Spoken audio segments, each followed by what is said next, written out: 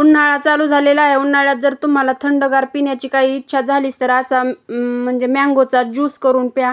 एकच नंबर लागतो. तुम्ही बाहेर जो 70 ते 80 रुपयाला बाजारात विकत घेताना बाहेर गेल्यानंतर त्याच्याही पेक्षा भारी आपल्या घरीच तयार होतो.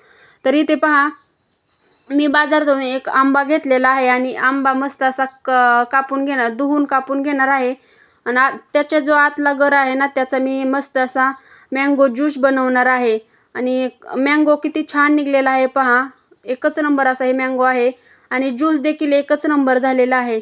आणि मी अश्विनी, कुक बाय अश्विनी या यूट्यूब चॅनलमध्ये तुम्हा सर्वांचे खूप खूप स्वागत आहे. आणि मस्त असा बारीक आकार म्हणजे असे काप करायचे आहे साईडनी छोटे छोटे. आणि लगेच त्याच्यातला जो गर आहे तो काढून घ्यायचा आहे. म्हणजे आपल्याला पाठीमागचं साल नाही, फक्त आतल्या गरांचाच मँगो ज्यूस बनवायचा आहे. आणि त्याच्यामध्ये मी आणखीन म्हणजे ड्रायफ्रूट्स टाकणार आहे. ते ड्रायफ्रूट्स तुम्हाला पुढे म्हणजे व्हिडिओमध्ये दाखवतच आहे. कशी वाटली आजची अशी युनिक झटपट रेसिपी मला कमेंट करायला अजिबात विसरू नका. आणि पहा, सर्व मी आंब्याचा जो गर आहे ना तो याच्यामध्ये काढून घेतलेला आहे. आणि आता लगेच याच्यामध्ये टाकलेले आहेत 3 काजू, 3 खजूर आणि 2-3 बदाम.